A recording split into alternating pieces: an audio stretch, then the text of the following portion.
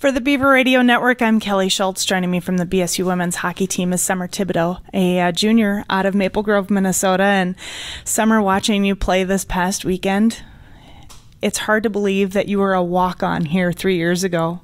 Can you believe how much you've been a part of this team? I mean, I definitely give credit to my teammates and the coaches, like just from freshman year, walk-on, like you said, and improving year by year. It's something to see, especially how much I've worked for it. So it's good to see. It's good to see. It is good to see. And of course, you mentioned working hard during the off season. A lot of your members of your team stayed up here for the summer. Were you one of them? I was not. I'm just 3 hours away, so I'd come up a couple weekends, just work out with the team on Fridays. So I'm thinking about staying this summer, but we'll see with the jobs and whatnot. You scored the game winner on Saturday against the Minnesota Gophers after a tough loss Friday night. Coach told me in the pregame show, team needs to get on the board quick. You took his advice. 1:21 of the first period. What was it about that goal? Walk us through it. Well, it was, I guess Coach always says puck luck, and it was a lucky bounce. Missy threw it in deep. It just came out from the boards, and I always played with the whistle, and it just popped in. I got a lucky bounce, I guess. It was a great goal. Your team held on, and Cicely Nelson scores the empty netter late in the third period, but you guys got called for a penalty late in that third, and your team had to take a lot of block shots out in front of Britt. And I know when I talked to Brittany Moat, she said she doesn't remember seeing any of those shots because your team just puts their body out there. Is that instinct, or how do you guys block all those shots? I definitely think that's part of the Beaver hockey way, especially what Coach says about it. I mean, it is instinct, like you said, especially when it's down to the last couple minutes and we're playing the national defending champs, and we're up by a goal or two with their skill level. You never know how many they're going to put in within those couple last minutes. So we just try to sacrifice our bodies and block anything we can see.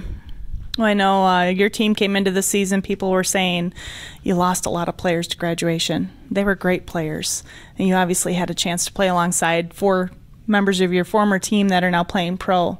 How much does that inspire you, knowing that there's that opportunity possibly after you graduate? I mean, it's really exciting. I'm so happy for even Tuga, Steph, and Hannah. I mean, they all are taking different paths right now, and they all seem like they're having a lot of fun with it. So it's definitely an option to look into after collegiate hockey. What are your personal goals for this season? I just think knowing my role on the team. I mean, from how much I've progressed since a freshman, like you said, I'm definitely more of a defensive offenseman. So just helping my team out in any way I can, and if that means blocking shots, scoring greasy goals, whatever I can do to help my team out. Your team's finally ranked in the national polls. Do you guys pay much attention to that, or does that motivate you? I mean, it's definitely nice to see some recognition from how hard we work, but like Coach said, it is early in the season, so we just have to take it weekend by weekend, because you never know in the WCHA. Everyone puts up a battle every single night, so we'll see. We'll see down the road. What makes this team this year so special?